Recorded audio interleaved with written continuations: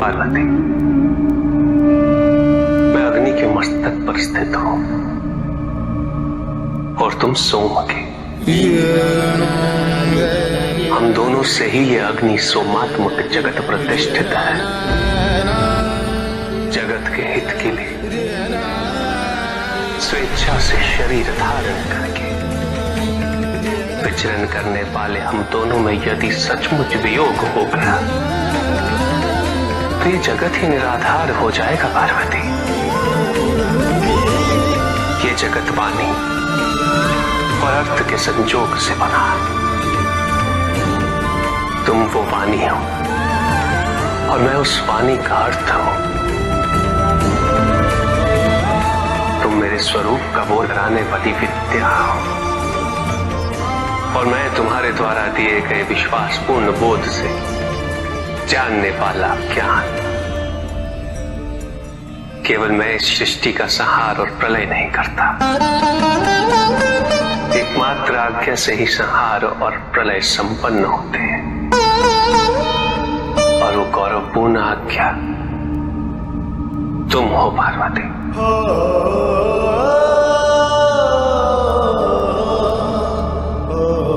तो हम दोनों में खो देने की संभावना ही कहां है?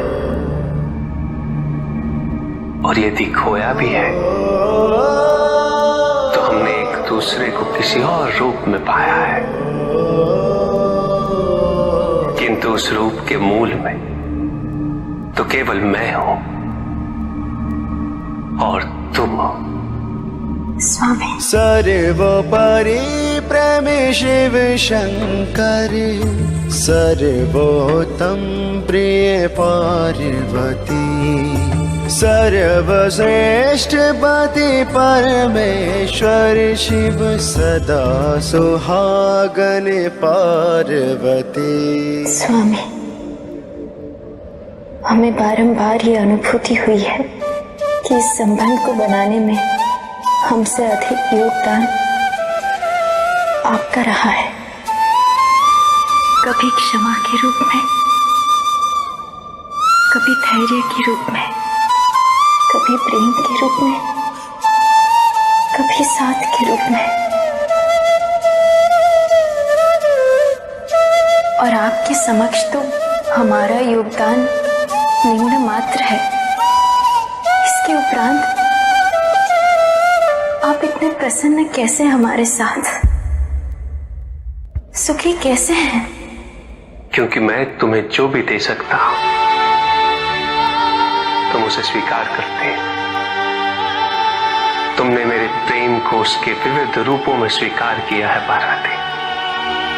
सार्थक बनाया है तुमने उसे। और केवल यही नहीं, तुमने तो स्वयं अपने आप को समर्पित कर दिया। तुमने एक वैरागी शिव को गृहस्थ शिव के जीवन से परिचित कराया है। ऐसे ही हो प्रेमी पृथ्वी पर, जैसे है शिव पार्वती, सर्वोपरि प्रेम शिव शंकर, सर्वोत्तम प्रिय पार्वती। यदि तुम किसी से प्रेम करती हो तो उससे उसकी स्वतंत्रता कैसे छीन सकती हो? प्रेम का पर्याय है विश्वास। यदि तुम व्यक्ति पर विश्वास करती तो तुम्हें उसकी स्वतंत्र इच्छा पर भी विश्वास करना चाहिए। तुमने आराध्य प्रेम के नाम पर, भक्ति के नाम पर वो सब किया जो प्रेम नहीं, अपितु प्रेम के विरुद्ध है, विपरीत है। नियंत्रण, वर्चस्व, पूर्ण अधिकार और नियमबद्धता, ये सभी लक्षण प्रेम के नहीं है, अपितु प्रेम के अभाव के हैं। प्रेम के उचित अर्थ की जागरूकता ना होने का है।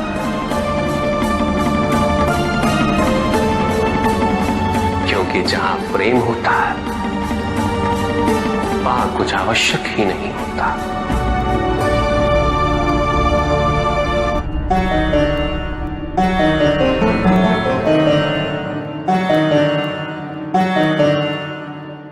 कहां भटक रही हो तुम सब बन प्रेम जोग?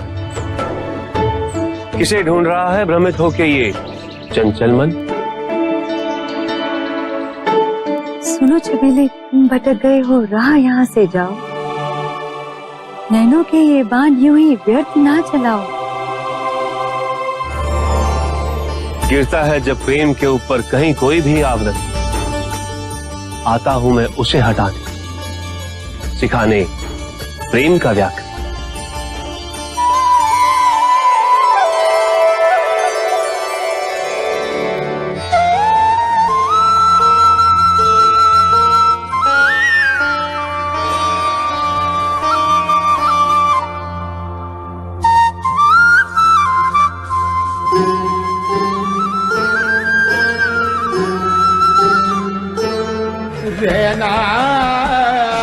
मैं तुम्हारी करुणा से अत्यंत प्रसन्न हूं।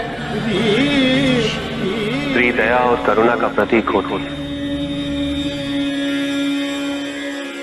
अतः आज मैं सारे स्त्री वर्ग को आशीर्वाद देता हूं कि मैं पुरुषों की अपेक्षा तुम्हारी पूजा से सहजता से प्रसन्न हो जाऊंगा।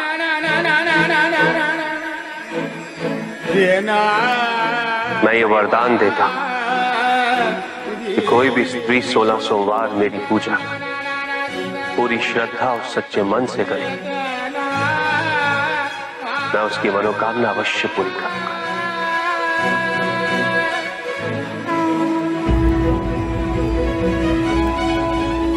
और पुरुषों को यह पूजा अपने तप और कठिन परिश्रम से पूरी करनी होगी। पति का यह सर्वोच्च धर्म है कि वो अपनी पत्नी को समकक्ष समझे और उन्हें सम्मान्य आदर और प्रेम प्रदान करे। वचन के बिना संबंध में स्पष्टता नहीं आती। संबंध की मर्यादा हम दोनों को भली भांति ज्ञात होनी चाहिए। इसलिए वचन आवश्यक है, नियम आवश्यक है। तो कहिए, हम प्रत्येक कार्य में साथ होंगे। परिस्थिति चाहे जो भी हो, हम में एकता होगी। हम एक दूसरे का सम्मान करेंगे। आप मेरे कुटुंब की रक्षा करेंगे। आप अपना दायित्व कभी नहीं भूलेंगे। आप मुझसे कुछ भी गोपनीय नहीं रखेंगे। आप मेरी हर बात पर विश्वास करेंगे, कभी संदेह नहीं करेंगे, सदैव मुझसे सत्य कहेंगे। आप केवल मेरे बनकर रहेंगे, मेरे साथ।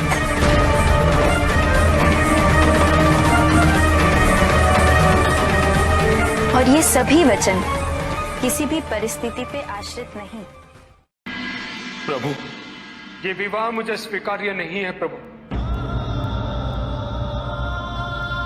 मैं मेरे जीवन का प्रत्येक क्षण आपकी सेवा में समर्पित करना चाहता हूं। मैं नहीं चाहता हूं कि मेरा कोई भी संबंध मेरे भक्ति को विभाजित या बाधित करने का कारण बने। नंदी, विवाह तुम्हें मेरी भक्ति के लिए अयोग्य कैसे बना देगा? उसमें बाधा कैसे उत्पन्न कर देगा?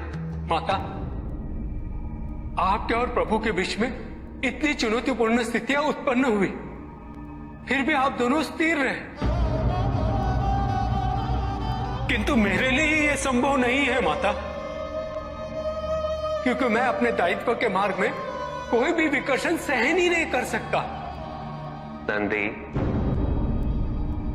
मेरे एक प्रश्न का उत्तर दोगे? पहले तो तुम केवल मेरे प्रति ही समर्पित थे, किंतु अब तुम मेरे साथ साथ पार्वती की भी आराधना करते हो।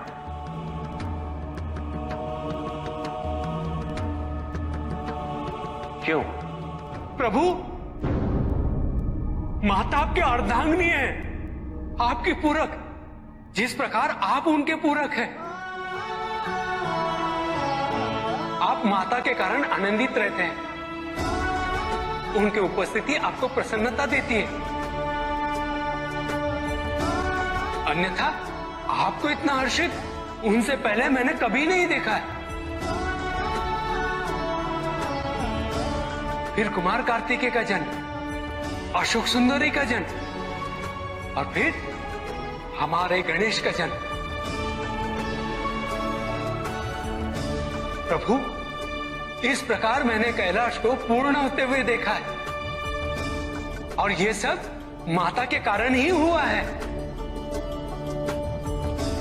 प्रभु, जिस कैलाश में आप वास करते थे, उसे माता ने निवास बना दिया, इस कैलाश को संपूर्ण कर दिया।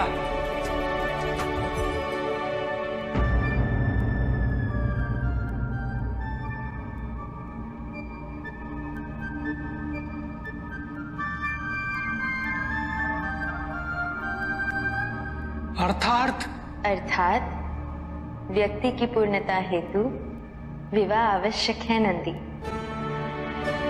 जैसे स्वामी और हम एक दूसरे के पूरक हैं, उसी प्रकार तुम्हारी अर्धांगिनी और तुम एक दूसरे के पूरक बनोगे। विवाहित जीवन की अनुभूति, परिवार का सुख, उसके सुख और उसकी सुरक्षा के लिए संघर्ष, ये सभी अनुभूतियां व्यक्ति के विकास के लिए अनिवार्य है नंदी। किंतु प्रभु, मेरी स्वतंत्रता। स्वतंत्र तो वो नहीं है नंदी जो विवाह के विचार से भयभीत तो होते हैं या संकोच करते हैं, क्योंकि स्वतंत्रता तो वो है जो किसी भी विचार से प्रभावित ना हो, किसी भी सुख, किसी भी दुख से प्रभावित ना हो। और जो व्यक्ति इतना तटस्थ हो, जागरूक हो, उसकी स्वतंत्रता को तो विवाह से भी प्रभावित नहीं होना चाहिए। और फिर क्या गणेश, कार्तिकेय और अशोक सुंदर, ये सभी विवाह उपरांत परिवर्तित हो गए। क्या उनका विवाहित होना उनकी भक्ति और उनके समर्पण में बाधा बन गया नंदी? उनकी स्वतंत्रता में बाधा बन गया? क्या अपने माता पिता के प्रति उनका प्रेम और उनका सेवा भाव घट गया नंदी? फिर मेरे एक और पुत्र को ये चिंता क्यों?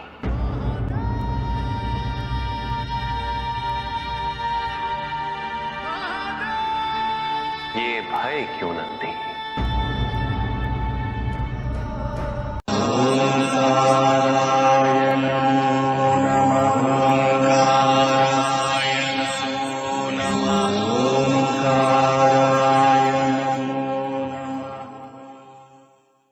साधना नकारात्मक अवश्य हो सकती है पिपला,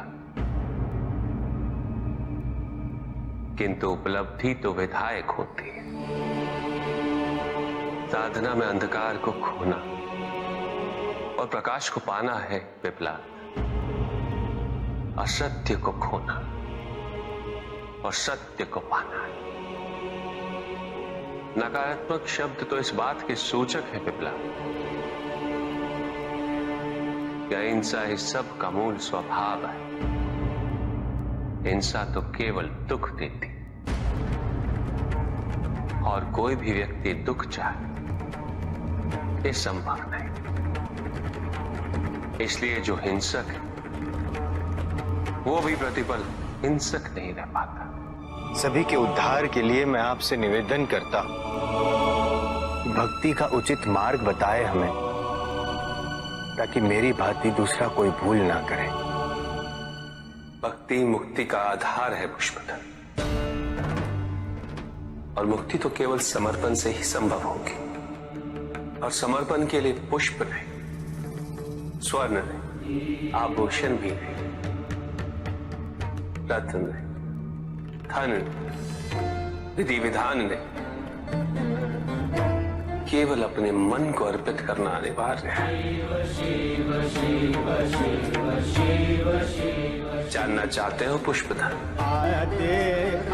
कि वो कौन से पुष्प हैं जो मुझे अत्यंत प्रिय हैं? इंद्रियों का नियंत्रण, दया, शांति, तप, क्षमा, ध्यान और सत्य। और जब कोई मेरे इन पुष्पों से आराधना करे, मैं अवश्य प्रसन्न होता हूं। भक्ति में भव्यता आवश्यक नहीं है पुष्पधन, अभी तो सरलता आवश्यक है। भक्त के लिए ये समझना अत्यंत कठिन हो जाता है प्रायः भक्ति कब मोह में परिवर्तित हो जाती है, और ऐसे में पथ भ्रमित होना अनिवार्य है।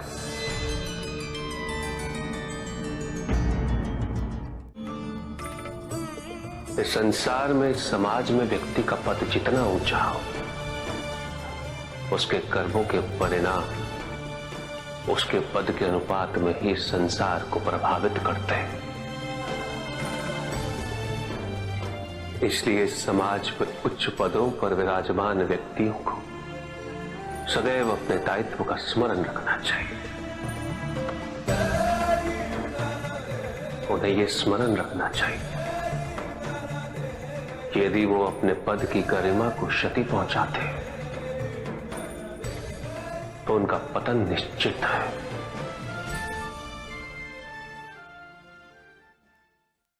एक संबंध की सफलता वो है जब शब्दों की आवश्यकता ही समाप्त हो जाए, केवल आभास रहे, विश्वास रहे, जागरूकता रहे, संतोष रहे। बिना कहे ही दोनों एक दूसरे की बात समझ लें। अवश्य स्वामी।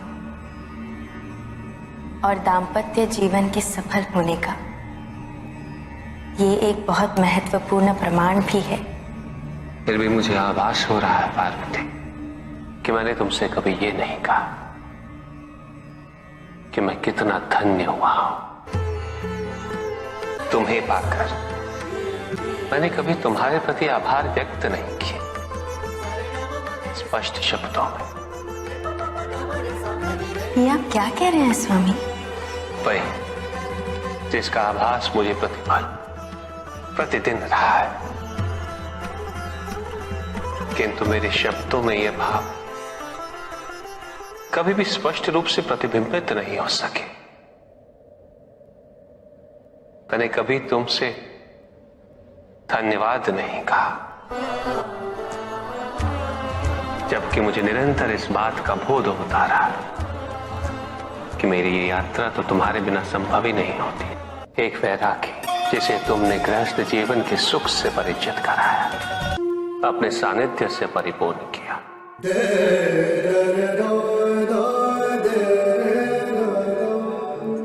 संतान का सुख दिया, पिता बनने का सुख दिया। यदि मैं पिता न बनता तो पितामह बनने का सुख कैसे प्राप्त होता?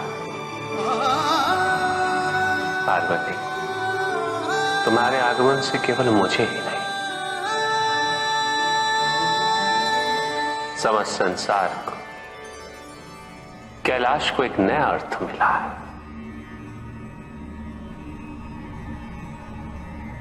स्वामी, कृतज्ञता व्यक्त करके आप हमें ऋणी बनाना चाहते हैं? कृतज्ञ तो हमें होना चाहिए। आप तो सदैव संपूर्ण थे और संपूर्ण रहेंगे।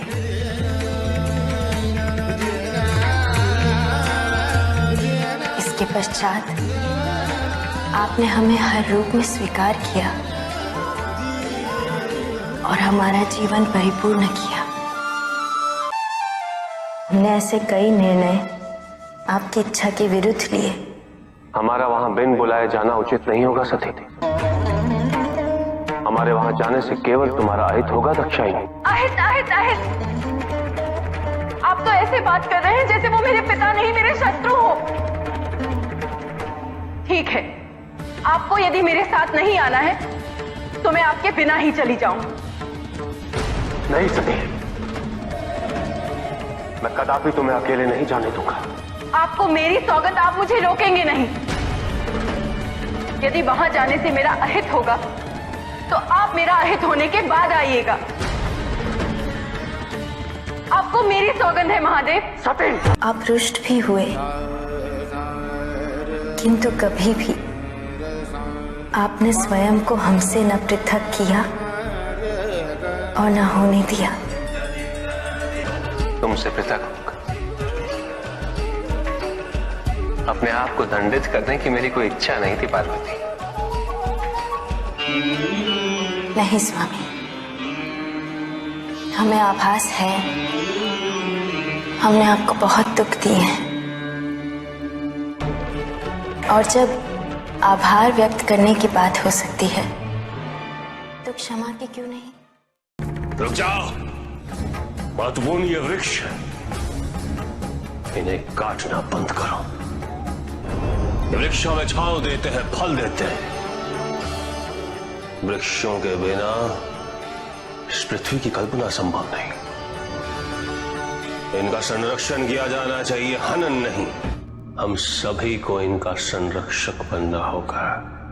हम अपनी आवश्यकता हेतु इनका उपयोग करते हैं, ये क्या अनुचित है? यह आवश्यकता किसने उत्पन्न की? किसने बनाया ये नियम? तुम ये सोचते हो कि तुम शक्तिशाली हो और यह वृक्ष असहाय है। यदि तुम प्रकृति के साथ अन्याय करोगे तो प्रकृति अपना प्रचंड रूप धारण कर तुम्हें दंडित करेंगे, और उस दिन इस संसार में तुम्हें अपनी नग्नता का बोध होगा। प्रत्येक वृक्ष को वर्षों लग जाते हैं उगने में, विकसित होने में, अपनी पूर्णता प्राप्त करने में। उसके पश्चात वो हमारा पोषण करते हैं, निस्वार्थ भाव से हमारी सेवा करते हैं। हम स्वयं इनका शोषण कैसे कर सकते हैं? तुम अपने आप को मनुष्य कहते हो। मनुष्य तो विचारवान होते हैं, संवेदनशील होते हैं। जो अपने स्वार्थ हेतु वनस्पति और जीव जंतुओं का शोषण करे, वो कैसा मनुष्य? जो तुम कर रहे हो वो प्रकृति पर अत्याचार है, और अत्याचारी सदैव अत्याचारी ही होता है। अपनी प्राकृतिक संपदा की रक्षा करना प्रत्येक मनुष्य का उत्तरदायित्व है।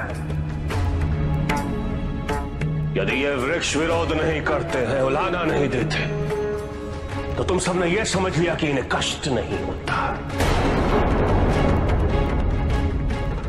यदि इन वृक्षों को काटने पर रक्त नहीं निकलता, तो तुम सबने यह समझ लिया कि इन्हें पीड़ा नहीं होती। किंतु क्या कभी तुम सबने यह सोचा कि एक वृक्ष काट कर तुम प्रकृति से उसकी संतान छीन लेते? एक वृक्ष को काटकर हम न जाने कितने ही पक्षियों से, पशुओं से उनका आश्रय छीन लेते। भूल हर माता पिता से होती है और सदैव होती रहेगी, क्योंकि कोई एक मार्ग निर्धारित कहां है। प्रत्येक संतान भिन्न होती है,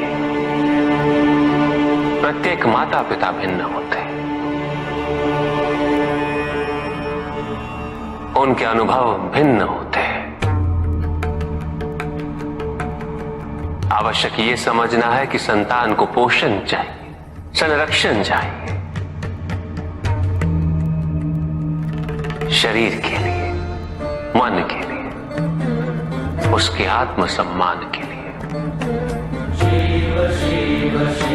संतान के लिए यह जानना आवश्यक है कि माता पिता को उस पर विश्वास है या नहीं। माता पिता का उसके प्रति व्यवहार कैसा है। इससे संतान अपना मूल्यांकन करती है।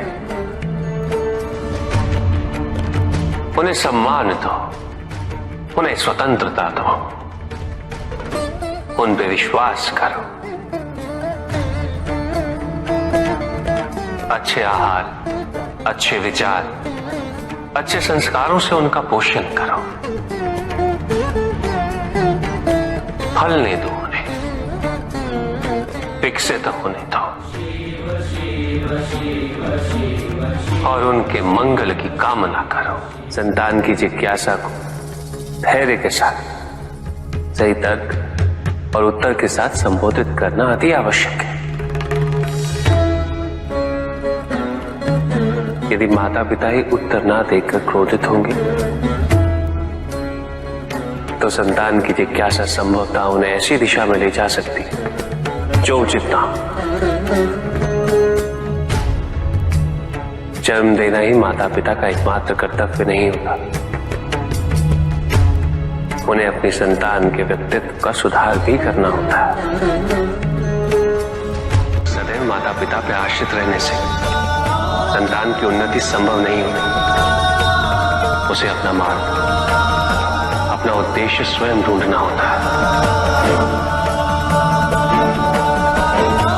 और माता पिता द्वारा अपनी संतान को अपना लक्ष्य प्राप्त करने से रोकना यह अनुचित है। दंड वही जो अपराधी की आपराधिक प्रवृत्ति को परिवर्तित कर उसे न्याय और धर्म का पालन करने वाला व्यक्ति बना दे। भाग्य तो स्वयं कर्मों से ही निर्धारित होता है।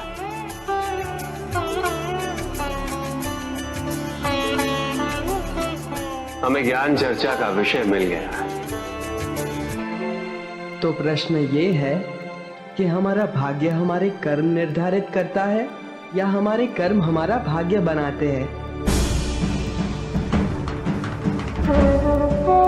जब भी हम अपने अतीत की ओर देखते हैं तो मन में यही प्रश्न उत्पन्न होता है कि हम जिन परिस्थितियों में हैं, क्या उसका मूल कारण हमारे कर्म है या हमारा भाग्य।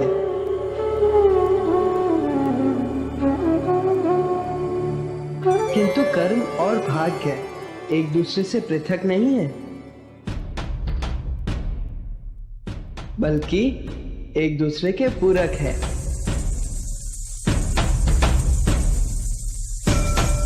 कर्म से भाग्य निर्धारित होता है और जो भाग्य हम अपने कर्म से अर्जित करते हैं वही भविष्य के कर्मों का आधार बनता है। इस समय ये पंख इस सभागृह के वायु पे आश्रित है। आप सभी के श्वास इसकी दिशा परिवर्तित कर सकती है। इसकी अपनी इच्छा कुछ भी नहीं, ना ही इसमें अपनी दिशा स्वयं निर्धारित करने की क्षमता है।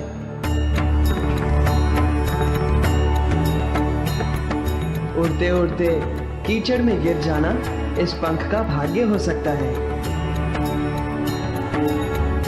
किंतु हमारे द्वारा कर्म ना करने के कारण किसी कठिन परिस्थिति से घिर जाना, इसका दोष हम केवल भाग्य को नहीं दे सकते।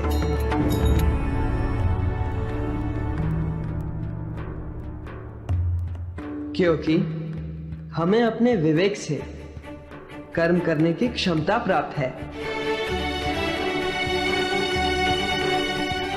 यदि हम कर्म नहीं करते तो उसका फल हमें भुगतना ही होगा।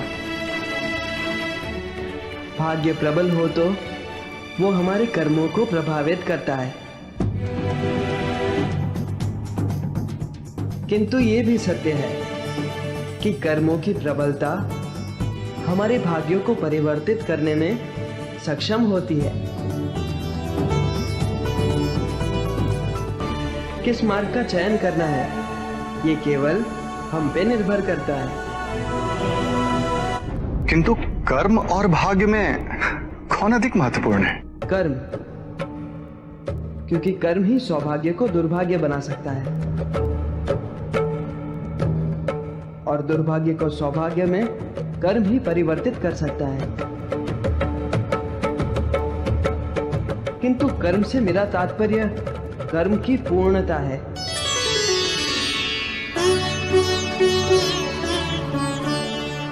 जिस प्रकार केवल जन्म देने से माता पिता का कर्म पूरा नहीं होता, अपनी संतान का पोषण करना, उसे इस योग्य बनाना कि वो संसार में आत्मनिर्भर हो सके, ये भी तो माता पिता का ही कर्म है। संतान को संरक्षण देना, अच्छे संस्कार देना, उसे उसके दायित्वों के प्रति जागरूक करना या सक्षम बनाना, ये भी माता पिता का ही कर्म है।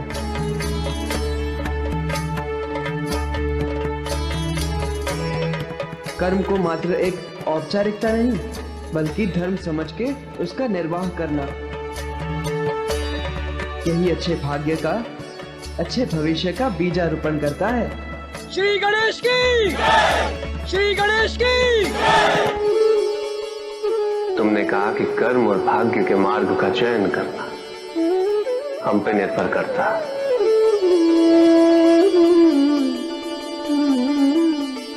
किंतु यदि कोई चयन करने के मार्ग का चुनाव ही ना करे तो क्या?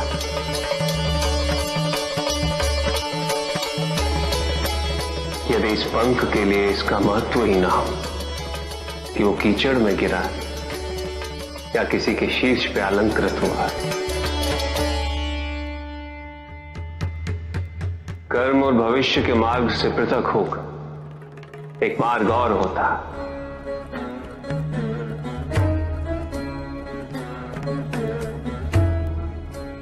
वैराग्य का मार्ग।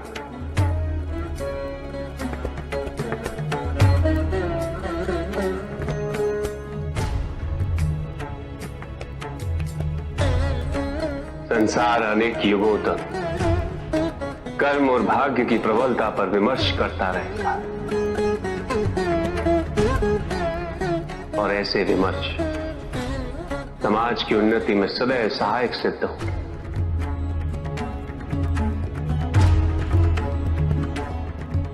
ना सम्मान का मोह, ना ही अपमान का भय।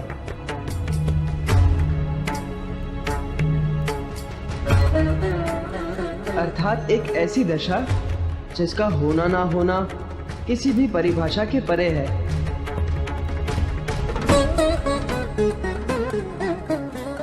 महादेव की, श्री गणेश की, श्री गणेश की।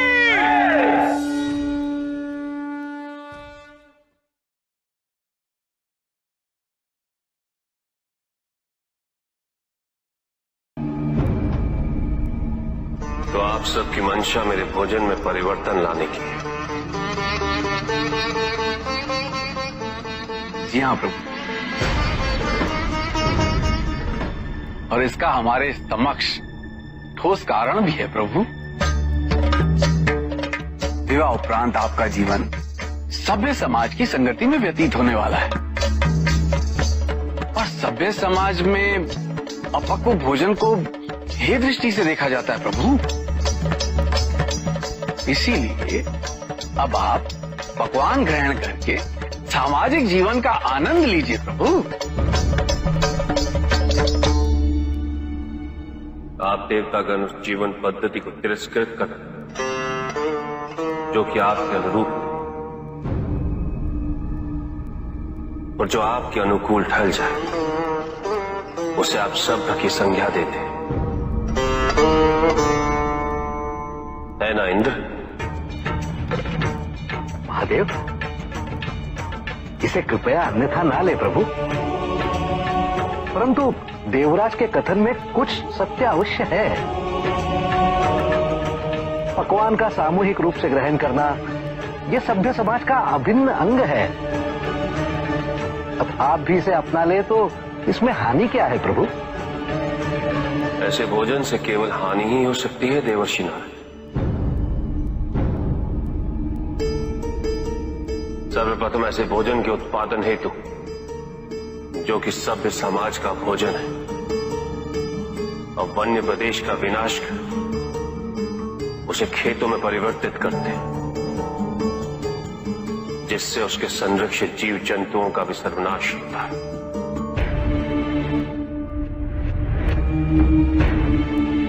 हम अपने शरीर का पोषण करने हेतु जीव जंतुओं की हत्या करते हैं, खेतो„ को सिंचित करने हेतु नदियों के प्राकृतिक बहाव को कृत्रिम साधनों से रोक देते हैं। इससे विपदा और अकाल की स्थिति उत्पन्न होने की आशंका सदैव बनी रहती है। जल जीवन का भी सर्वनाश होता है। तत्पश्चात उस अन्न को पकाने हेतु हम वृक्षों को काटकर ईंधन की आवश्यकता पूरी करते हैं।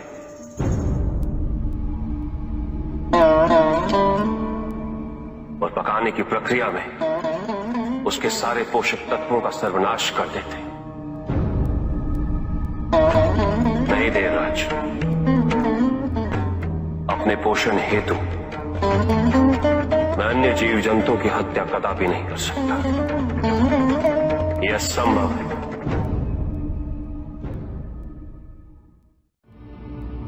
वो व्यापारी जिसके पास इस संसार में जीवन निर्वाह हेतु सब कुछ था,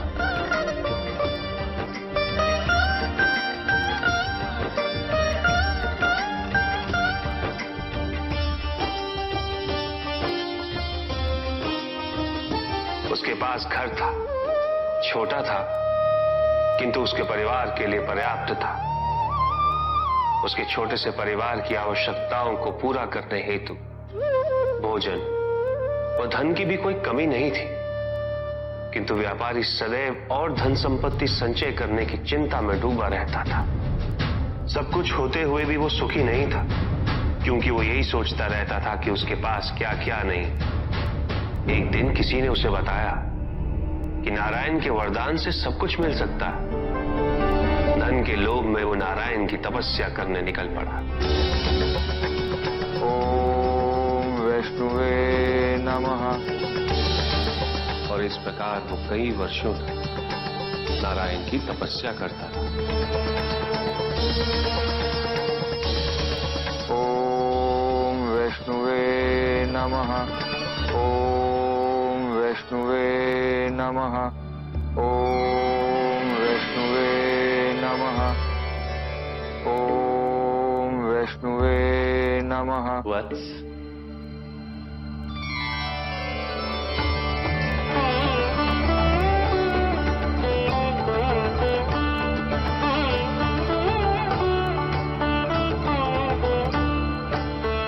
प्रणाम प्रभु।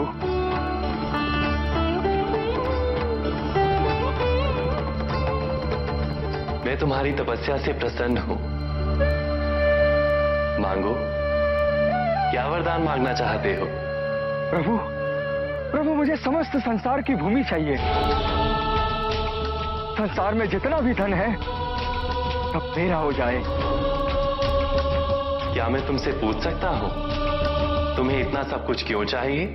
मैं सुखी रहना चाहता हूं प्रभु, और धन संपत्ति सुख का माध्यम है।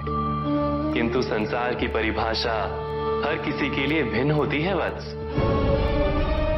कुएं में बैठे मेंढक के लिए वो उसका संसार होता है। तुम बताओ वत्स, तुम्हारे लिए संसार की क्या परिभाषा है? सब कुछ प्रभु। जो कुछ भी मुझे दिखाई दे रहा है वो सब कुछ संसार ही तो है प्रभु। उचित है, मैं तुम्हें वरदान देता हूं कि जितना भी संसार तुम अपने नेत्रों से स्वयं देख सको वो तुम्हारा होगा, किंतु जो तुम नहीं देखोगे वो तुम्हारा नहीं होगा। अब इस संसार का सबसे धनी व्यक्ति मैं बन जाऊंगा प्रभु, और सबसे सुखी भी।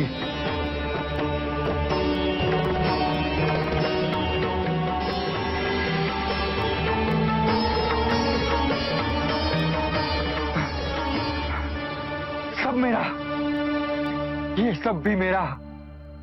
उसने सोचा यदि वो दौड़ के समस्त संसार को देख ले तो वरदान अनुसार सब उसका हो जाए। यहां से वहां, वहां से यहां, वो चारों दिशाओं में भागने लगा।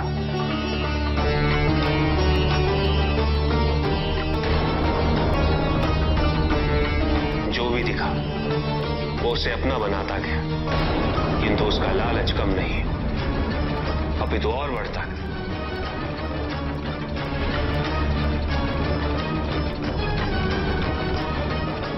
निरंतर भागते रहने के कारण शीघ्र उसका शरीर उसका साथ देने में असमर्थ हो गया।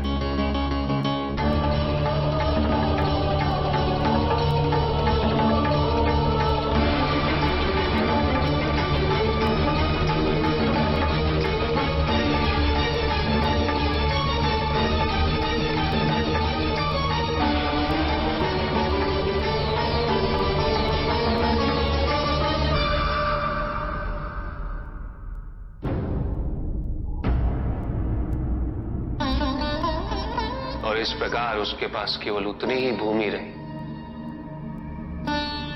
जिस पे उसका मृत शरीर पड़ा हुआ था।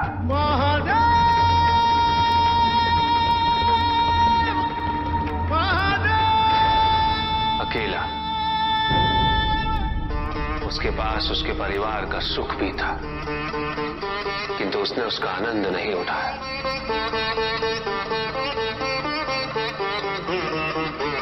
इसलिए सुखी जीवन हेतु धन की प्रचुरता नहीं, अपितु अपनी इच्छा और आवश्यकता में अंतर समझना अनिवार्य है।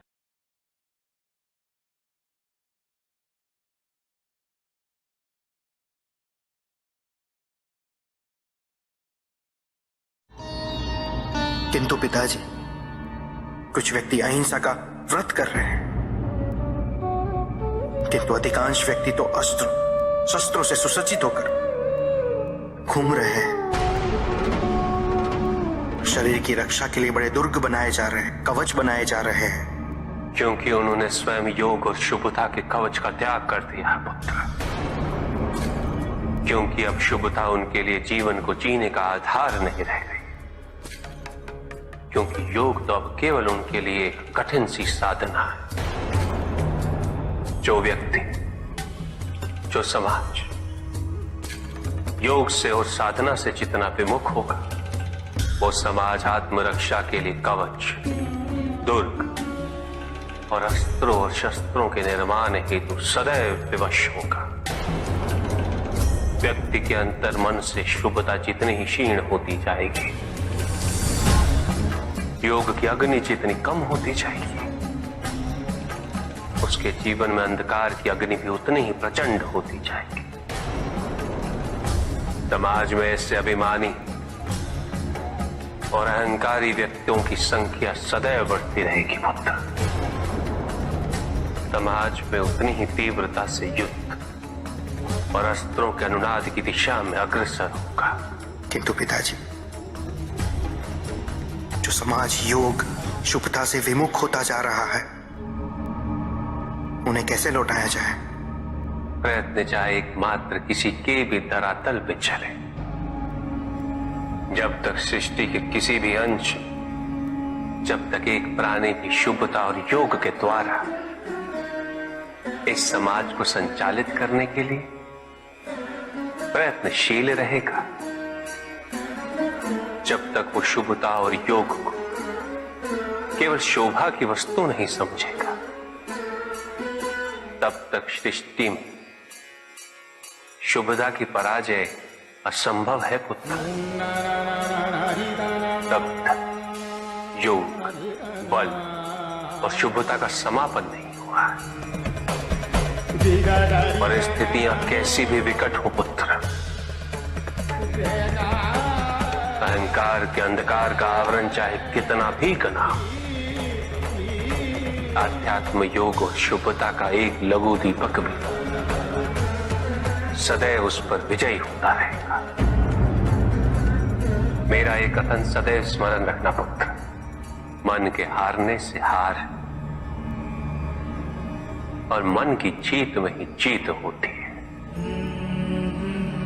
अपने मन से शुभता और योग को तुम कभी भी विस्थापित नहीं होने देना। 3 प्रकार के शरीर होते हैं, स्थूल, सूक्ष्म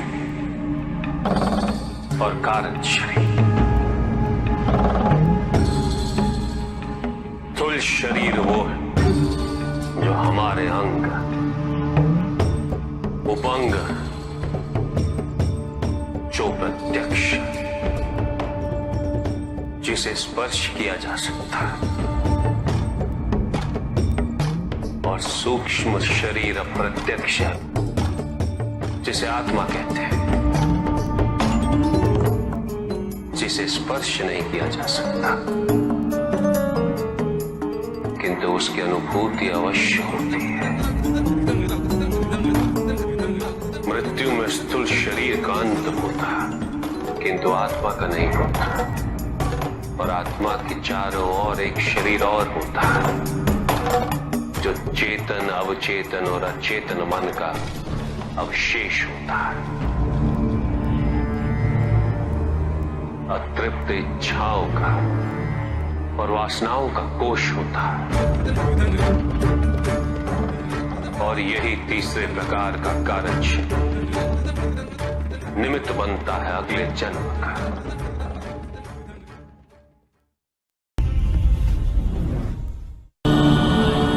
चहचहाने वाली चिड़ियों का गान हमेशा प्रसन्नता का गान नहीं होता। दुख, पीड़ा और मोह ये सब अलग नहीं, एक समान। तुम्हारा मोह ही तुम्हारा दुख और तुम्हारे मोह का त्याग तुम्हें पूर्ण रूप से सुखी कर सकता है।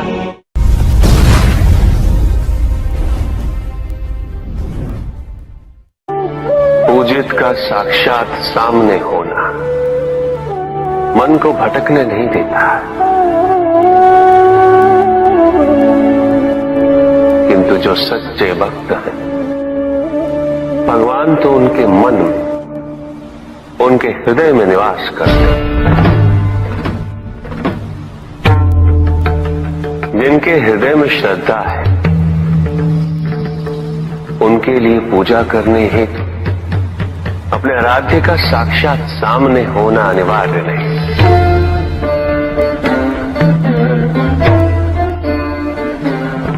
वो तो अपने मन के नेत्रों से प्रतिपल उनके दर्शन पा रहे हैं।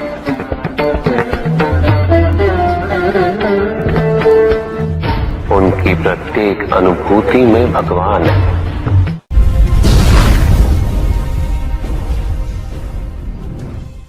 सत्य तो शाश्वत है। सत्य ही संसार में संतुष्टि और सुख का माध्यम। जो सत्य से विमुख हो वो सदैव दुखी रहता है। जिसने भ्रम का मार्ग अपनाया वो आजीवन ढूंढता रहता है। किंतु विडंबना यही कि उसे ये ज्ञात ही नहीं कि वो ढूंढ क्या रहा है। सत्य तो यही कि तुम एक दैव्य अंश हो।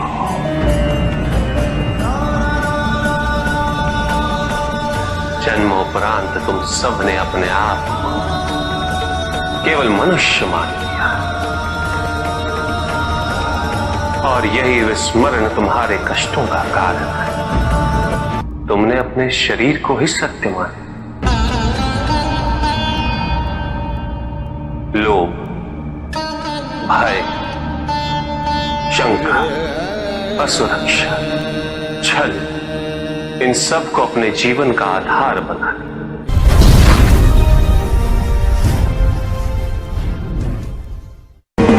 महाशिवरात्रि का व्रत विशेष फलों को प्रदान करने वाला है।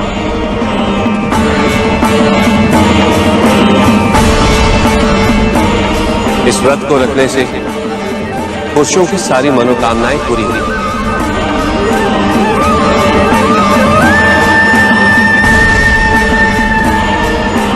सुहागन स्त्रियों का सुहाग हमेशा बना रहेगा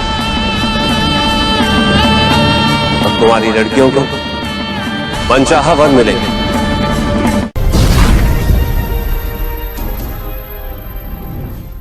पुत्र और पुत्री में भेद करना उचित नहीं,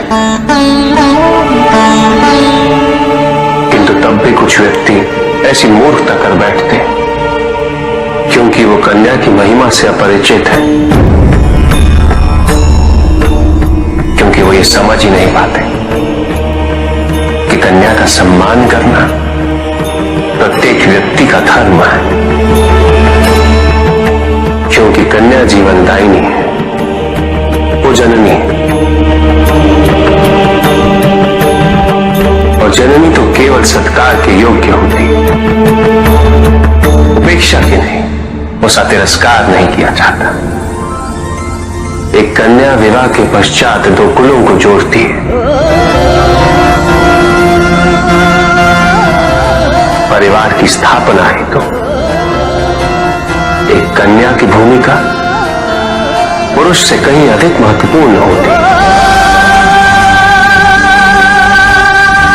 और जब परिवार से परिवार जुड़ते हैं तो समाज की स्थापना होती है।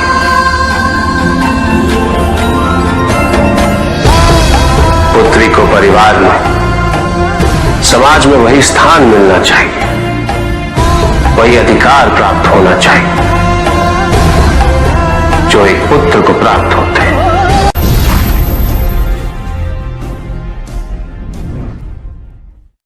प्रेम क्या है? बताइए महादेव, कृपया बताएं कि प्रेम का रहस्य क्या है? क्या है इसका वास्तविक स्वरूप?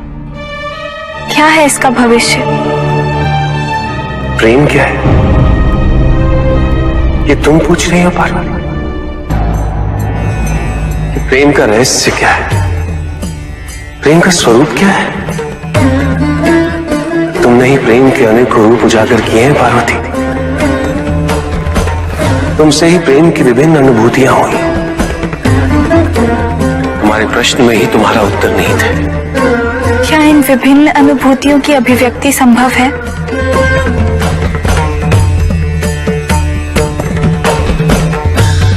सती के रूप में जब तुम अपने प्राण त्याग मुझसे दूर चली गई,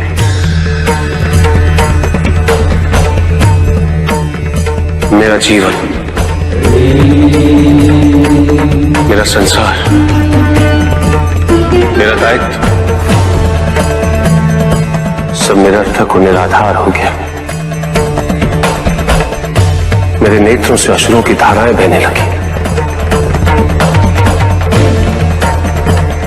अपने से दूर कर तुमने मुझे मुझसे भी दूर कर दिया पार्वती।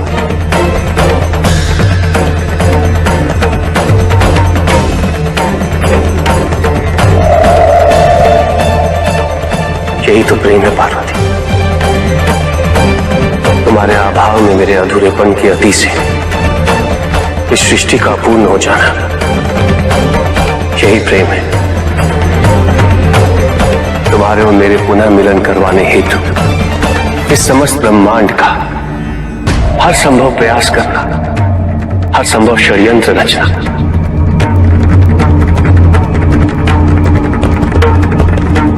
इसका कारण हमारा असीम प्रेम ही तो है। तुम्हारा पार्वती के रूप में पुनः जन्म लेकर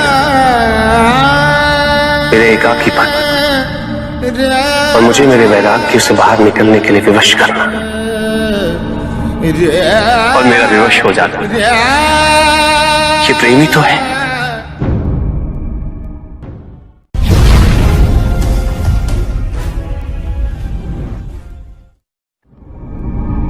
चंद्रमा उसी जल में प्रतिबिंबित होता है जो जल शांत स्थिर। यही तो समस्या होती है मन की। मन कभी भी शांत नहीं हो पाता। जहां शांति नहीं वहां कुछ भी नहीं रुकता। समुद्र की लहरों की भांति विचारों का उपद्रव मन को निरंतर स्थिर रखता। कुछ भी सुनने और समझने के लिए मन का मौन रहना आवश्यक है, किंतु मन मौन रहना नहीं जानता। वो तो निरंतर कुछ ना कुछ कहता रहता। प्रतिपल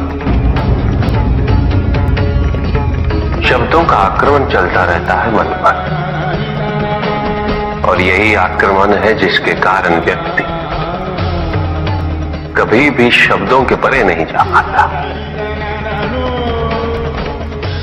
जहां जीवन की सत्यता का बोध उसकी प्रतीक्षा कर रहा होता है।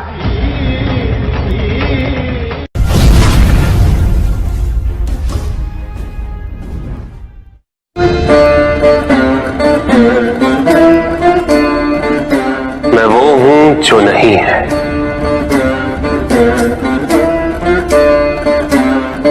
जो नहीं है वो मैं हूं।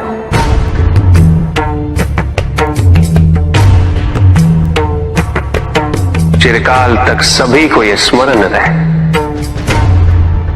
जब आप में श्वास है तो मैं आप में हूं। देव देव महादेव शिवा, देव देव। और जिस क्षण आप में श्वास नहीं, तब आप मुझ पे हैं। देव शिवा, देव देव।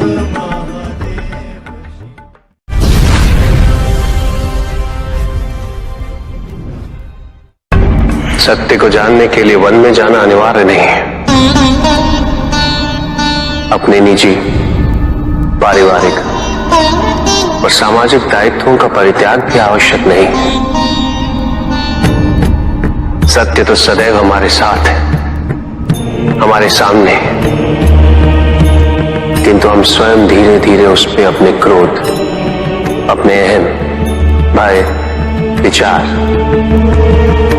और महत्वाकांक्षाओं जैसे कई आवरण चढ़ा देते हैं। सत्य हमसे नहीं, हम स्वयं सत्य से दूर हो जाते हैं।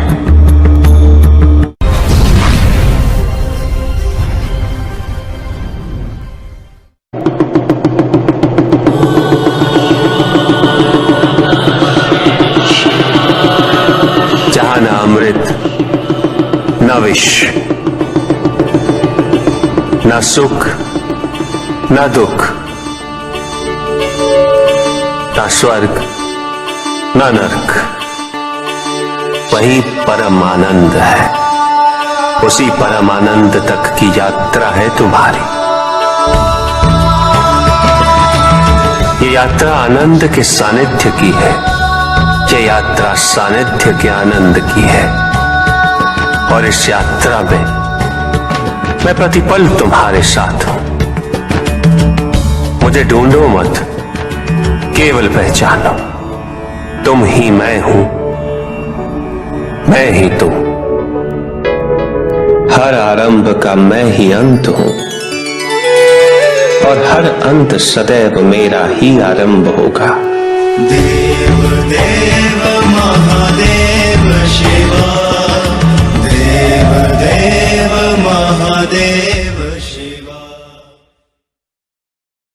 तुम्हारे साथ चल तुम्हारी अपनी इच्छाओं ने किया है, तुम्हारे हट ने किया है। तुम्हारी अपनी सोच ने किया है। ये रहस्य नहीं कि प्रत्येक आत्मा मुक्ति की इच्छुक होती है। जो मरता है वो है पंचभूतों से निर्मित शरीर।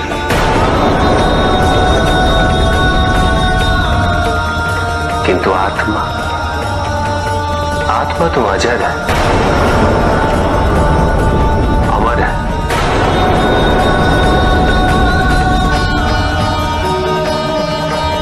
जिसकी यात्रा मोक्ष पर संपूर्ण होती।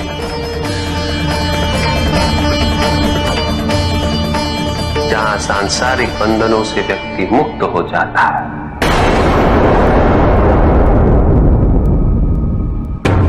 सारी इच्छाएं लुप्त हो जाती, किंतु तुमने तो कभी सत्य की खोज ही नहीं की। तुम तो सदैव उन तत्वों को ढूंढते रहे जो तुम्हारे अहंकार के पोषण हेतु आवश्यक थे।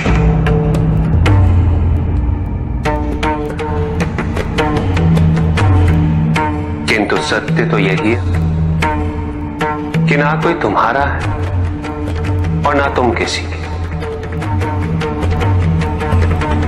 जो है वो परमात्मा का है और जो नहीं वो भी परमात्मा का ही है। इस शरीर में तुम इस सत्य से अनभिज्ञ हो, किंतु इस शरीर के पूर्व तुम्हें इस सत्य का बोध था और इस शरीर के पश्चात भी रहेगा। प्रश्न ये है कि क्या तुम इस सत्य को अभी स्वीकार करना चाहते हो? यदि करते हो तो परिवर्तन का मार्ग स्वतः प्रदर्शित हो जाएगा। आजीवन तुम प्रत्यक्ष को ही सत्य मानते रहे, परोक्ष सदैव महत्वहीन रहा। तुम्हारे पास यही अवसर है उस भूल को सुधारने का। भक्ति हेतु यदि कुछ अनिवार्य है तो केवल भक्ति ही।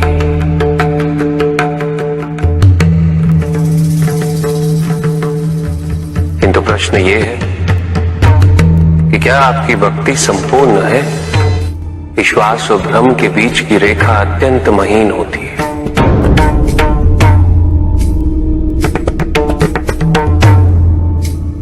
असंख्य व्यक्ति ये नहीं समझ पाते कि उनका विश्वास विश्वास है या भ्रम।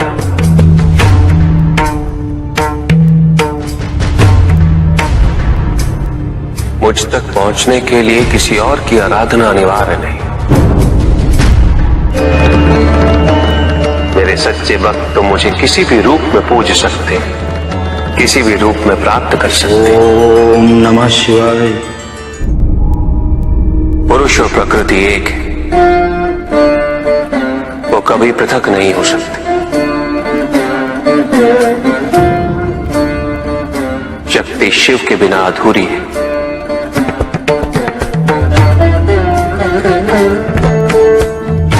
और शिव तो शक्ति के बिना शव के समान है।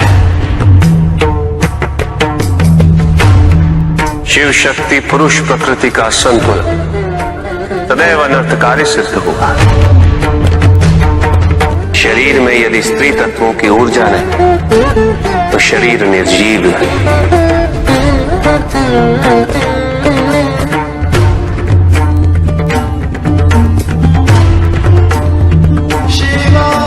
शक्ति और शिव के संपूर्ण रहस्यों को समझ लेना भक्ति, ज्ञान और तपस्या की पराकाष्ठा है।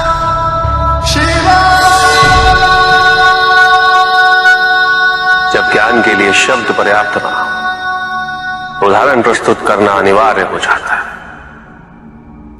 केवल आपके लिए ही नहीं, अपितु आपके माध्यम से समस्त संसार को शिव और शक्ति की संयुक्ता से पुनः अवगत कराना इस प्रसंग का उद्देश्य था, जो पूर्ण हुआ। महादेव महादेव।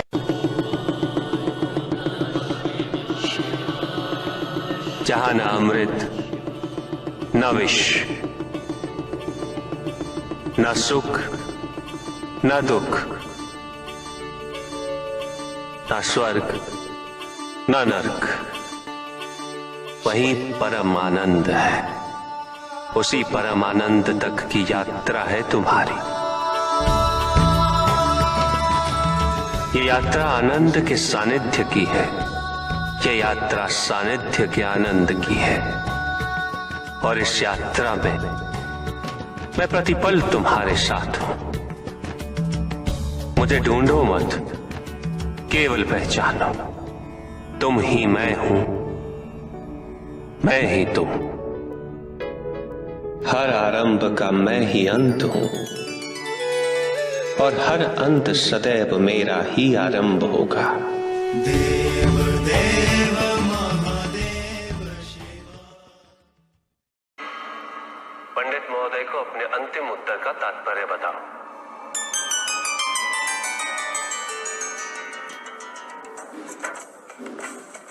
तात्पर्य यह है पंडित जी,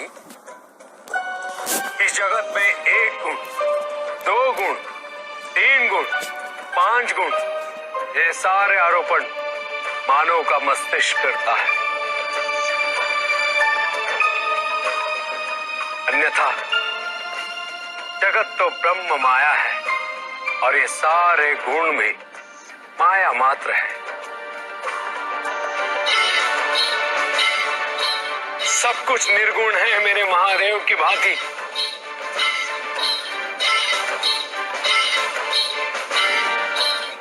और गुण तो मात्र लीला का नाम है। साधु साधु साधु साधु। किंतु प्रभु, ऐसा कोई ज्ञान तो इस संसार में है ही नहीं। वेद तो ईश्वर की आराधना, व्रत, तप, ज्ञान आदि क्रियाओं से करना सिखाता है। तो फिर निर्गुण वाली बात सत्य कैसे हो सकती है? वेद में ही सारा ज्ञान है पंडित महोदय। वेद का सही अर्थघटन करना इस समय संभव नहीं।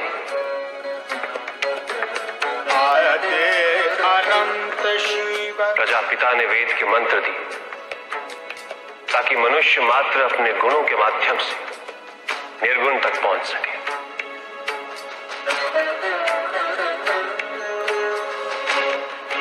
किंतु आप सब गुणों की मीमांसा में ही रुक गए। प्रश्न भी आपका और उत्तर भी आप ही का। व्रत, तप, दान, यज्ञ इत्यादि से ही संसार का निर्वाह होता है। किंतु उसी वेद में ईश्वर प्राप्ति के लिए निर्गुण बनने का मार्ग छिपा हुआ है। उस ज्ञान को आप देख नहीं पाते पंडित महोदय। इसीलिए अपने आप को देवताओं से अधिक ज्ञानी समझते।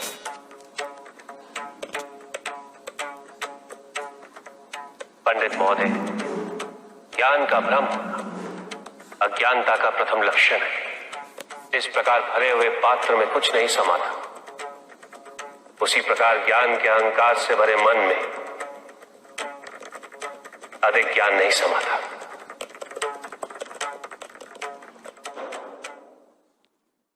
पूछ सकता हूं? अवश्य ऋषि कश्यप। जहां प्रश्न नहीं वहां जिज्ञासा नहीं, और जहां जिज्ञासा नहीं होती वहां ज्ञान की वृद्धि नहीं हो सकती। निसंकोच होकर पूछिए। प्रभु, आप तो कालोपरी हैं, सर्वज्ञ हैं, त्रिकालदर्शी हैं। चारों ओर ये जो अज्ञान का अंधकार फैल रहा है, उसमें ज्ञान का मूल अर्थ कहीं ना कहीं खोता जा रहा। मेरा आपसे विनम्र निवेदन है प्रभु, किसी अन्य विषय पर चर्चा आरंभ करने से पूर्व हमारे और इस समस्त संसार के कल्याण और मार्गदर्शन हेतु आप ज्ञान की मूल परिभाषा से एक बार हमें पुनः अवगत करवाएं। ज्ञान और अज्ञान की परिभाषा को स्पष्ट रूप से समझने के लिए ज्ञान और अज्ञान की विशेषताओं का स्मरण करना आवश्यक है। जिसके कारण स्वार्थ, विनाश, क्रूरता, अशांति और भय में वृद्धि हो, वह ज्ञान है।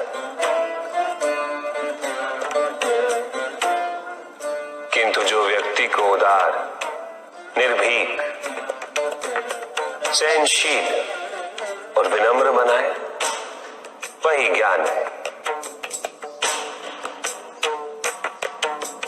अज्ञान की शक्तियां दुरुपयोग करने हेतु प्रेरित करती हैं,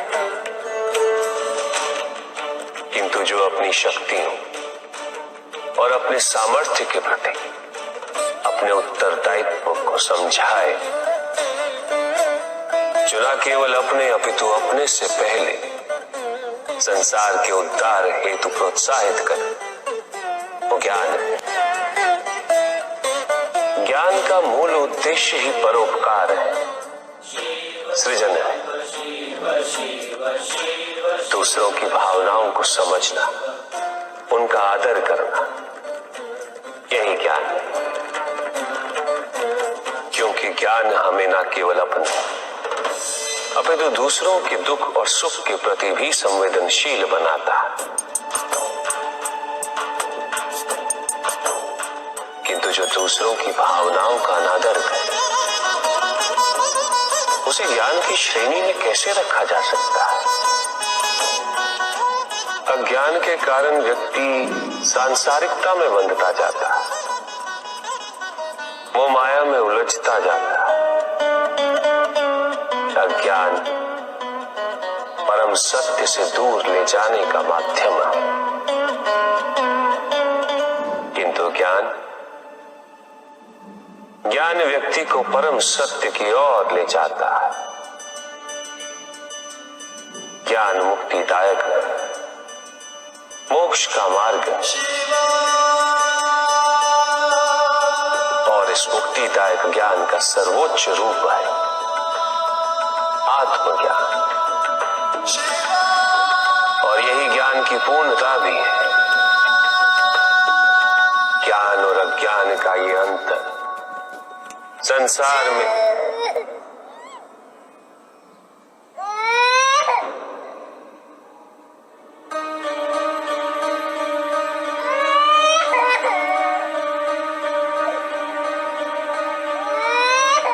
ऋषि कश्यप, ये तो किसी शिशु का क्रंदन है।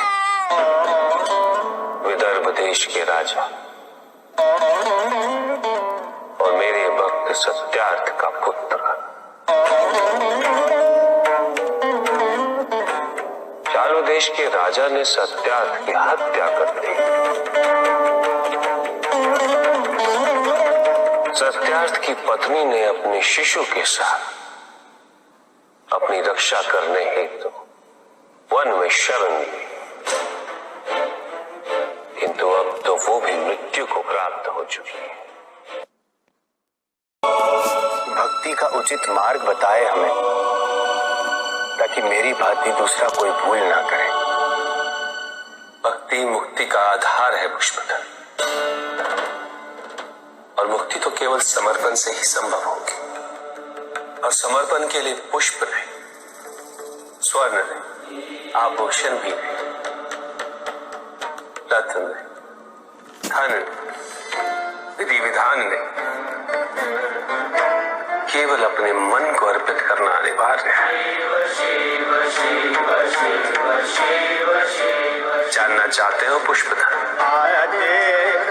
कि वो कौन से पुष्प हैं जो मुझे अत्यंत प्रिय है? इंद्रियों का नियंत्रण, दया, शांति, तप, क्षमा, ध्यान और सत्य। और जब कोई मेरे इन पुष्पों से आराधना करे, मैं अवश्य प्रसन्न होता। भक्ति में भव्यता आवश्यक नहीं है पुष्पधर, अभी तो सरलता आवश्यक है। भक्त के लिए ये समझना अत्यंत कठिन हो जाता है, प्राय भक्ति कब मोह में परिवर्तित हो जाती है।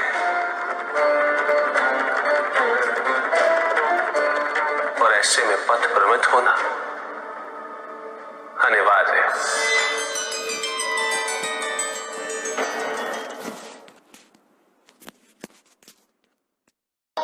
किंतु पिताजी, कुछ व्यक्ति अहिंसा का व्रत कर रहे हैं। अधिकांश व्यक्ति तो शस्त्रों से सुसज्जित होकर घूम रहे हैं। शरीर की रक्षा के लिए बड़े दुर्ग बनाए जा रहे हैं, कवच बनाए जा रहे हैं, क्योंकि उन्होंने स्वयं योग और शुभता के कवच का त्याग कर दिया पुत्र। क्योंकि अब शुभता उनके लिए जीवन को जीने का आधार नहीं रह गई, क्योंकि योग तो अब केवल उनके लिए एक कठिन सी साधना है। जो व्यक्ति, जो समाज योग से और साधना से जितना विमुख होगा, वो समाज आत्मरक्षा के लिए कवच, दुर्ग और अस्त्रों और शस्त्रों के निर्माण हेतु सदैव विवश होगा। व्यक्ति के अंतर मन से शुभता जितनी ही क्षीण होती जाएगी, योग की अग्नि जितनी कम होती जाएगी, उसके जीवन में अंधकार की अग्नि भी उतनी ही प्रचंड होती जाएगी। समाज में ऐसे अभिमानी और अहंकारी व्यक्तियों की संख्या सदैव बढ़ती रहेगी पुत्र। समाज में उतनी ही तीव्रता से युद्ध और अस्त्रों के अनुनाद की दिशा में अग्रसर होगा। किंतु पिताजी, जो समाज योग शुभता से विमुख होता जा रहा है, उन्हें कैसे लौटाया जाए? प्रयत्न चाहे एकमात्र किसी के भी धरातल पे चले, जब तक सृष्टि के किसी भी अंश, जब तक एक प्राणी भी शुभता और योग के द्वारा इस समाज को संचालित करने के लिए प्रयत्नशील रहेगा, जब तक वो शुभता और योग को केवल शोभा की वस्तु नहीं समझेगा, तब तक सृष्टि में शुभता की पराजय असंभव है पुत्र। तब तक योग, बल और शुभता का समापन नहीं हुआ है। परिस्थितियां कैसी भी विकट हो पुत्र, अहंकार के अंधकार का आवरण चाहे कितना भी घना हो, आध्यात्म योग और शुभता का एक लघु दीपक भी सदैव उस पर विजयी होता रहेगा। मेरा ये कथन सदैव स्मरण रखना पुत्र, मन के हारने से हार है और मन की जीत में ही जीत होती है।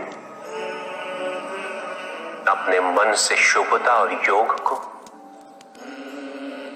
तुम कभी भी विस्थापित नहीं होने देना। स्वामी, असुरों को ऐसा क्यों लगता है कि देवताओं के पतन में ही उनका उत्थान है? क्यों वो दोष अपने आचरण में नहीं देख पाते? स्वामी, असुर समाज इस प्रकार कभी भी स्थिरता प्राप्त नहीं कर सकेगा। हाँ पार्वती, किसी का पतन किसी के उत्थान का आधार नहीं बन सकता। उत्थान तो व्यक्तिगत होता, आंतरिक होता। जब किसी समाज में प्रत्येक व्यक्ति इस आंतरिक उत्थान के लिए अग्रसर है, तभी समाज में परिवर्तन वास्तविक रूप से संभव है। प्रतिशोध में हिंसा जितनी क्षति किसी दूसरे को पहुंचाती है पार्वती, उससे कहीं अधिक क्षति स्वयं को पहुंचाती है। असुरों ने सदैव केवल यही देखा कि उनके साथ अन्याय हो रहा है। उन्होंने परिस्थितियों और व्यक्तियों को दोष देकर प्रतिशोध लेने का प्रयास किया, किंतु किसी ने कभी ये नहीं सोचा पार्वती कि जिसे वो अन्याय समझ रहे या वास्तविकता में वो अन्याय है भी या नहीं, और यदि अन्याय है तो उसके कारण क्या। असुरों ने कभी भी अपने अंतर मन में झांक कर नहीं देखा कि क्या कभी उनसे भी कोई भूल हुई थी। आत्मविश्लेषण का कभी कोई प्रयास नहीं किया। उन्होंने सदैव केवल यही समझा कि पितृदेव ने और देवताओं ने उनके साथ विश्वासघात किया, किंतु उन्होंने अपने द्वारा किए गए विश्वासघात पर कभी विचार नहीं किया। उन्होंने जब भी जो भी वरदान मांगा है उन्हें अवश्य प्राप्त हुआ है, किंतु विडंबना देखो, उन्होंने उन वरदानों का सदैव दुरुपयोग ही किया, व्यक्तिगत कारणों के लिए, महत्वाकांक्षाओं की पूर्ति के लिए। तो केवल अविश्वास से आती है,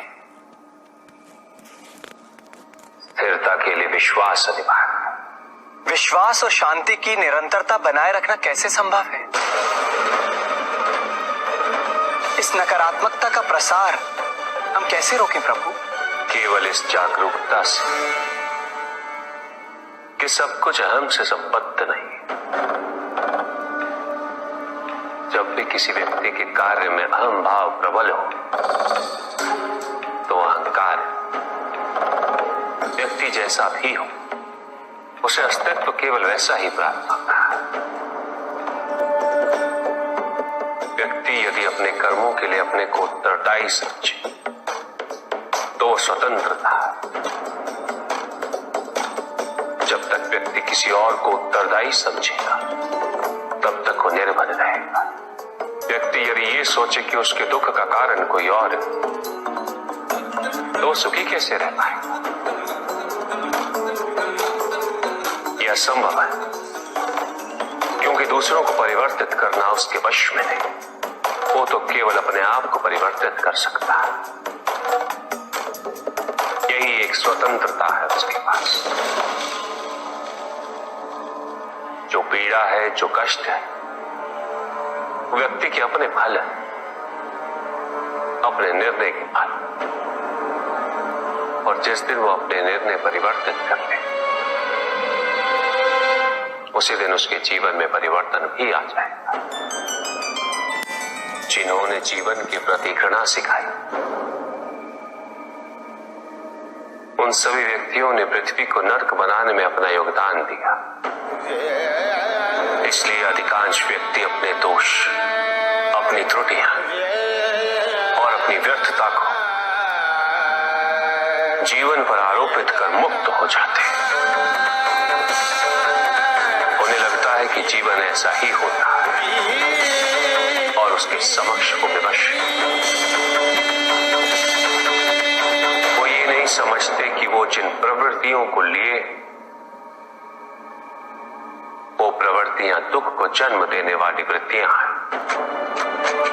वो अपनी अज्ञानता की गहराई से अनभिज्ञ है और वो अपने अहंकार में ये स्वीकार नहीं कर पाते कि वो तो कुछ जानते ही नहीं। अहंकार सर्वज्ञता का भ्रम उत्पन्न करता है।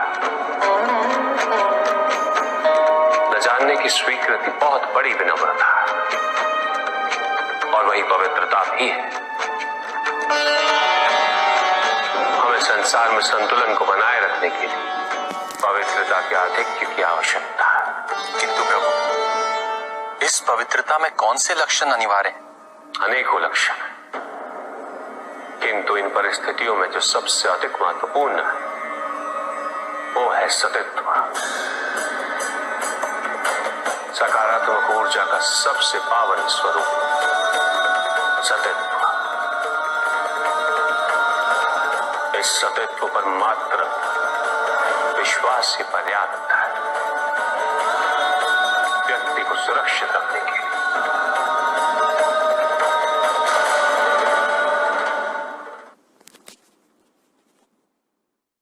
युद्ध किसी व्यक्ति से नहीं गणेश, मानसिकता से होता है। युद्ध में संघर्ष अच्छाई या बुराई का नहीं होता, सभी में अच्छाई है और बुराई भी है पुत्र। युद्ध तो विचारधाराओं का होता है। व्यक्ति अपने पराक्रम पर, अपनी क्षमता पर विश्वास कर युद्ध करता है और जब उस विश्वास को क्षति पहुंचती तो सब कुछ निरर्थक प्रतीत होने लगता है। किंतु आपसे पराजित होकर भी लोहितांग क्यों नहीं समझ रहा उसे अपनी स्वतंत्र इच्छा का उपयोग कर उचित मार्ग पर चलने का प्रयास करना चाहिए। व्यक्ति अपने को खो दे समझती है, व्यक्ति अपने को समर्पित कर दे,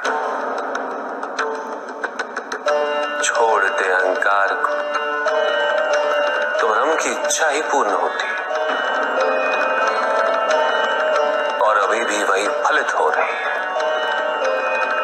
ऐसा नहीं है कि हम उससे भिन्न फलित करा लेंगे, लेकिन व्यक्ति भिन्न फलित कराने में लड़ेंगे, टूटे, नष्ट हो।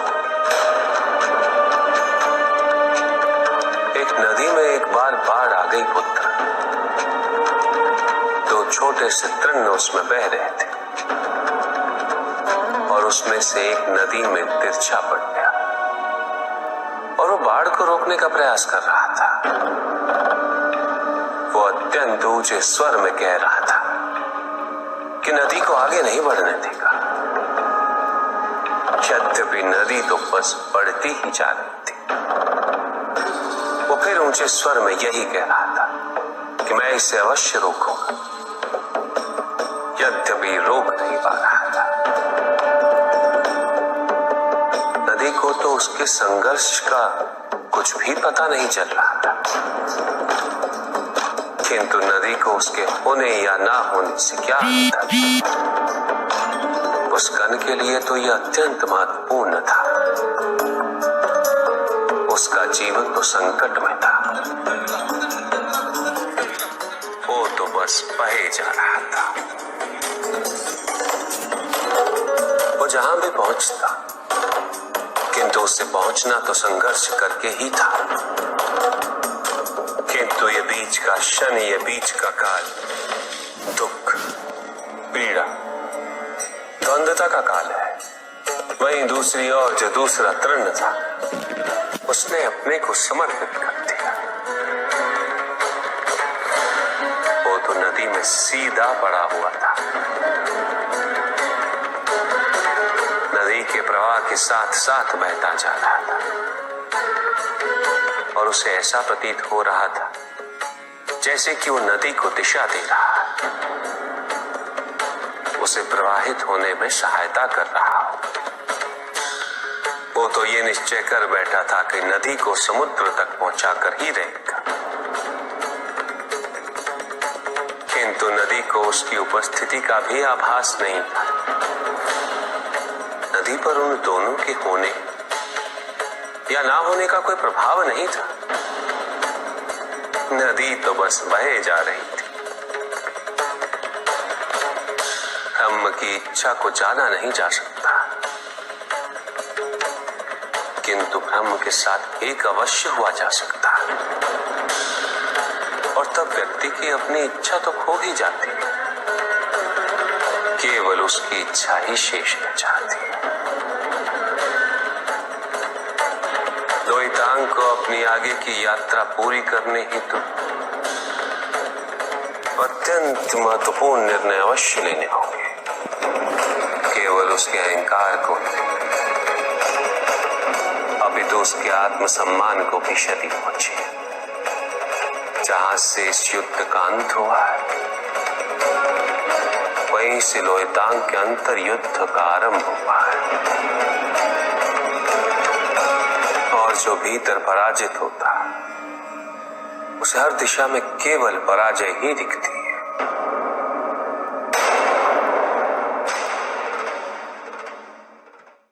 भैया भी आपकी भांति तपस्या करते हैं और वो कह रहे थे कि जिसके पिता स्वयं योगेश्वर और माता आदि शक्ति पार्वती हो, उसका तपस्वी होना पूर्व नियत ही नहीं अपितु उसका धर्म होता है।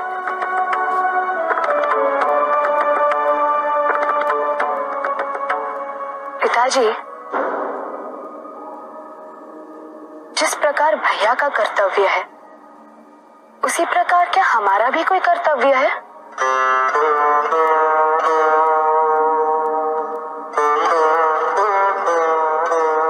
अवश्य है पुत्री।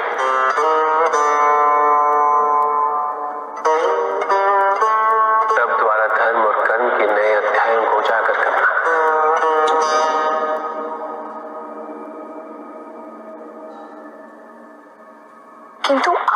देव हैं और हम आपकी पुत्री।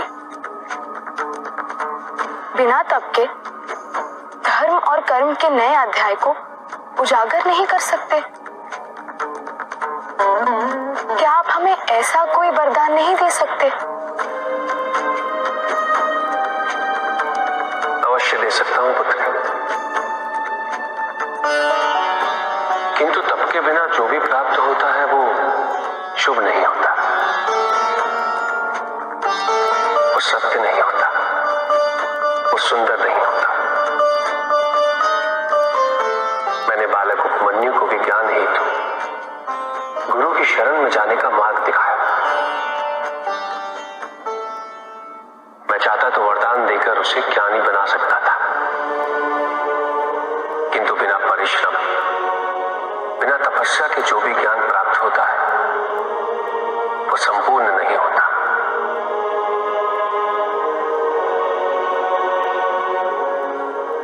तुम्हें सभी सुखों की प्राप्ति होगी,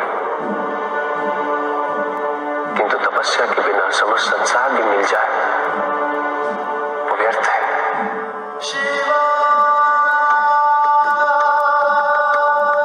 तुम्हारी माता ने भी मुझे प्राप्त करने के लिए घोर तपस्या की थी। तो क्या हम भी नहुष को बिना तपस्या के प्राप्त नहीं कर सकते? अवश्य प्राप्त कर सकते हैं, किंतु तपस्या के पश्चात नहुष को प्राप्त करने का सुख कुछ और ही होगा पुत्री। उस संबंध की परिपक्वता अतुलनीय होगी। उस विवाह से तुम जिन महान दायित्वों की पूर्ति करने जा रहे हो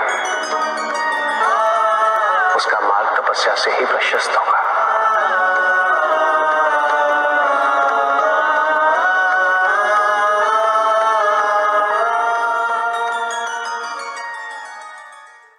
ओम के 3.5 भाग हैं। इन सभी की संधि से ओम का उच्चारण होता है। पहला भाग है अ।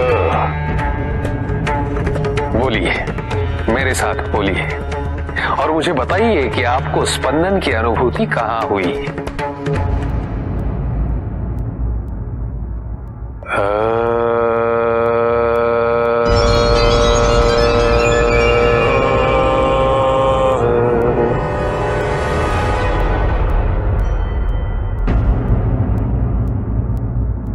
बताइए, स्पंदन का आभास कहां हुआ आपको?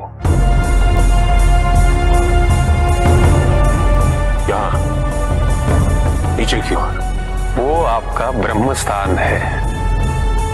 ब्रह्मस्थान।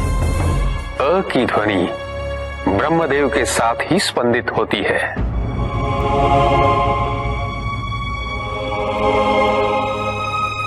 दूसरा भाग है ऊ। कहिए, मेरे साथ कहिए।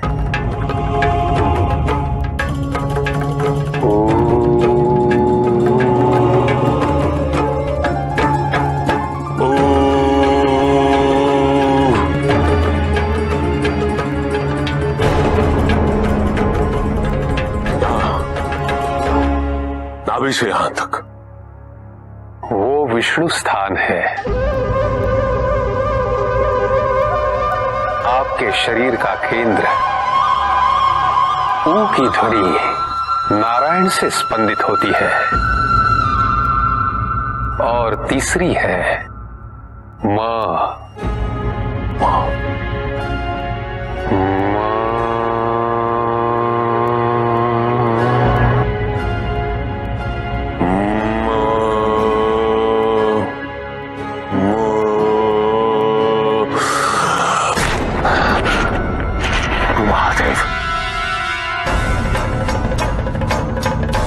नीलकंठ। हम सभी के कंठों में वास करते हैं वो। केवल हमें उनका आह्वान करना आना चाहिए।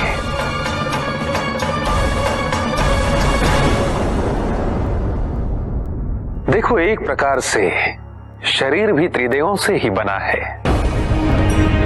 अ से उत्पत्ति होती है, स्वनिर्माण का स्थान है।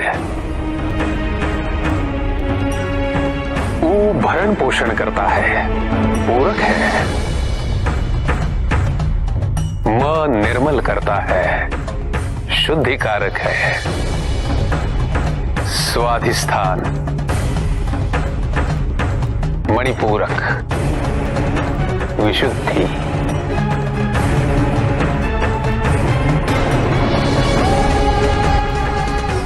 त्रिदेवों की अर्धांगिनियां भी अपने अपने स्वामियों की सहायता करती है।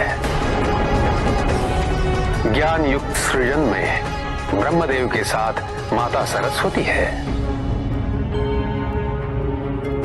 श्रीव संपदायुक्त पोषण हेतु नारायण के साथ माता लक्ष्मी है। विनाश और पुनरुत्थान हेतु महादेव के साथ माता पार्वती है। तुमने तो कहा था कि 3.5 है पिपलाद, तो तुमने तो 3 ही बताई। अर्धभाग कौन है? मुझे प्रसन्नता हुई जानकर कि आप बड़े ध्यान से सुन रहे हैं। 3 नादों के उपरांत आंशिक नाद उसका है जिसमें तीनों निहित हैं, परंतु जिसका नाद नहीं होता, अर्थात शून्य, शांति।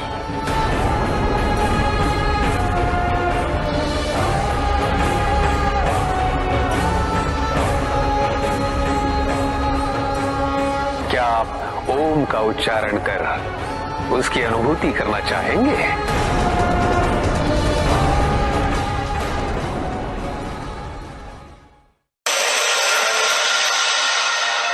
तुमने मुझ पे प्रहार किया, तुम्हें ज्ञात नहीं है इस अपमान का परिणाम कितना विनाशकारी होगा। मेरे पास मां काली की शक्तियां हैं। अघोर पंथ के अनुसार माता काली की शक्तियां सभी के लिए उपलब्ध है, किंतु देवी काली का आह्वान करना सबके लिए संभव नहीं।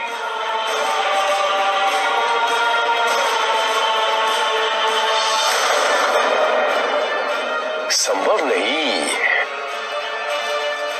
आवाहन करना संभव नहीं। मूर्खम मूर्खम मूर्खम। माता काली हमारे द्वारा रचे गए यंत्र में बंधक है, बंधक।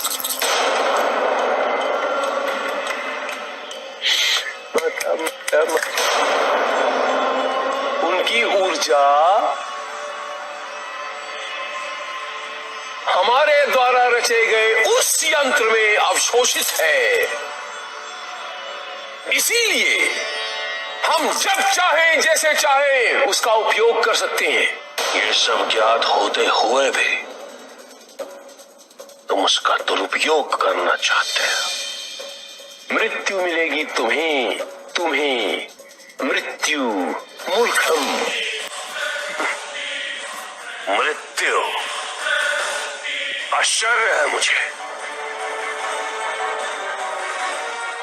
एक अघोरी मृत्यु का भय दिखा रहा है।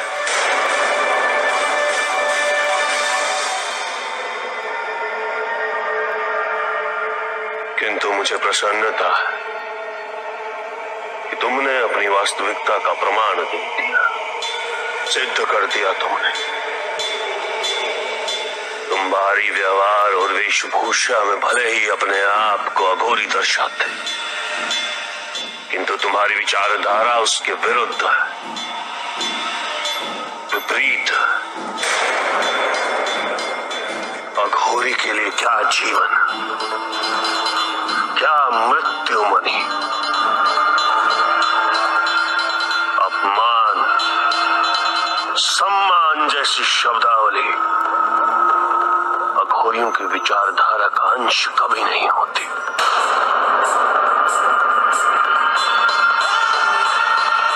अघोर का अर्थ है कि वो जो घोर ना हो, तो स्वयं भय से मुक्त हो।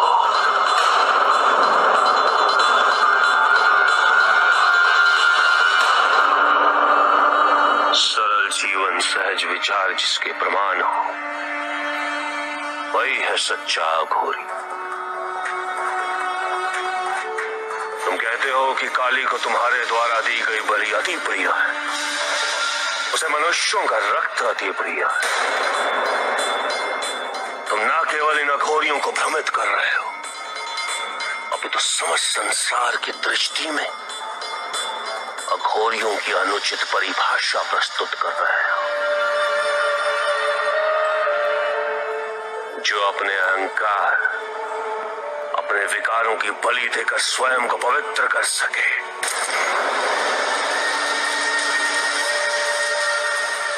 वही है सच्चा अघोरी।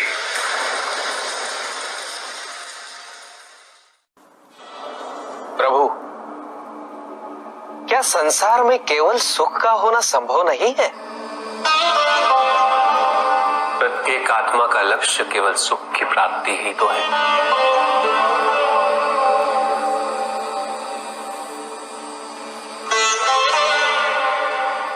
परमानंद की प्राप्ति, किंतु हम सुख नहीं, सुख को प्रदान करने वाली वस्तुओं को एकत्रित करना ही जीवन का उद्देश्य मान लेते हैं। ये समस्त संसार माया है, सब कुछ नश्वर है।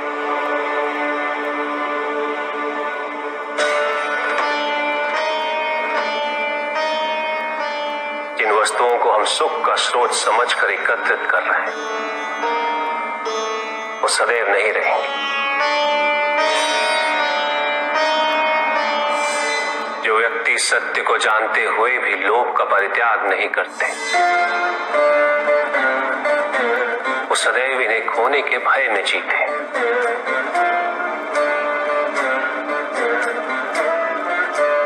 और जो व्यक्ति सत्य को जानते ही नहीं,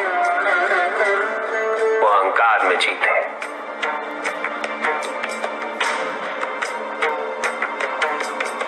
और जहां अहंकार और भय उपस्थित हो, वहां सुख कैसे रह सकता?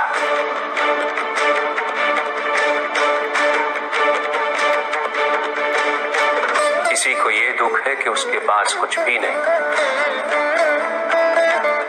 और जिसके पास सब कुछ है, उसे ये दुख है कि पाने को कुछ शेष नहीं। सुख को हम स्वयं अपने दृष्टिकोण से परिभाषित कर देते हैं, जबकि वास्तविकता इससे भिन्न है।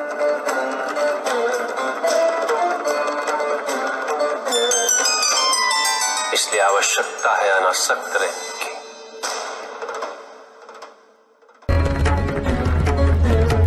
शिव शिव शिव शिव शिव शिव शिव